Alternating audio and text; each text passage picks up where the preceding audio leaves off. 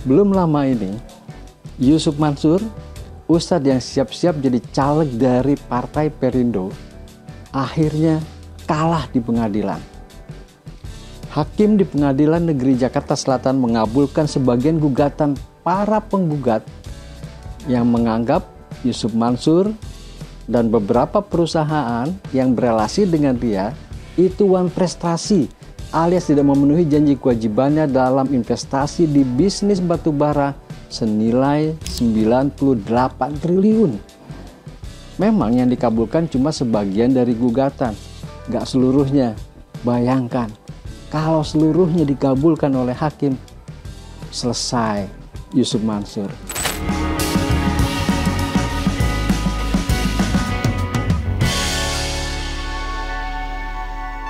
Dengan vonis itu, pengadilan hanya menghukum Yusuf Mansur membayar kerugian kepada para penggugat sebesar 1,26 miliar secara tanggung renteng. Ada 3 perusahaan juga yang ikut digugat. Ya, termasuk perusahaan yang disorongkan Yusuf Mansur. Tapi Yusuf Mansur masih mau banding dengan keputusan pengadilan Jaksel itu. Coba aja kita lihat nanti ujungnya. Sengketa perdata ini bermula saat Zaini Mustafa dan jamaah Masjid Darussalam Kota Wisata Bogor mendengarkan ceramah Yusuf Mansur pada tahun 2009. Selain berceramah seperti biasa dan umumnya, sang ustadz juga mempromosikan bisnis batubara PT Partner Adi Perkasa. Lokasi tambangnya katanya ada di Kalimantan Selatan. Biasalah dengan gaya Yusuf ngajak sedekah seperti di video-video yang sudah banyak beredar itu. Tapi kali ini yang diajak adalah rame-rame investasi. Nah, di perusahaan itu Yusuf Mansur kabarnya menjabat sebagai komisaris. Entah komisaris utama atau komisaris independen atau komisaris aja. Dalam presentasinya, Yusuf Mansur sesumbar bahwa bisnis batubara ini yang dikelola oleh perusahaan yang di-endorse Yusuf Mansur ini dapat mendulang cuan besar. Bayangin, dari janji perusahaan yang dikenal Yusuf Mansur itu, janji keuntungannya 28% per bulan. Siapa yang nggak ngiler? Apalagi fasilitatornya tokoh agama. Zaini yang menggugat bersama rekan-rekannya termasuk yang nafsu. Klepek-klepek dengar janji imbal hasil yang begitu besar. Mungkin pertimbangannya hanya itu, apalagi yang menyampaikan dan yang mengendorse adalah tokoh agama yang mungkin dianggap nggak bakal culas. Selain Zaini, banyak jamaah yang tertarik berinvestasi. Dana dari jamaah pun mengalir deras kayak air bah. Ada yang setor jutaan, ada ratusan juta, bahkan ada miliaran. Bahkan juga ada yang sampai jual rumahnya.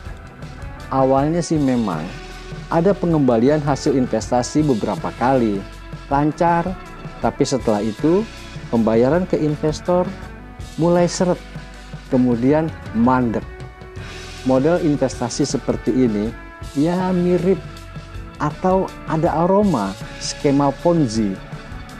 Skema Ponzi itu kan modus investasi palsu yang membayarkan keuntungan kepada investor bukan berasal dari kegiatan atau keuntungan atau laba perusahaan. Tapi uangnya berasal dari investor berikutnya.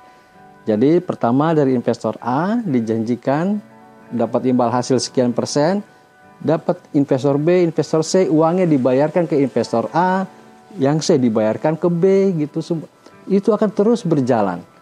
Nah, jadi intinya itu adalah pembayaran diambil dari uang investor dengan cara merekrut anggota baru yang terus berjalan berkelindan.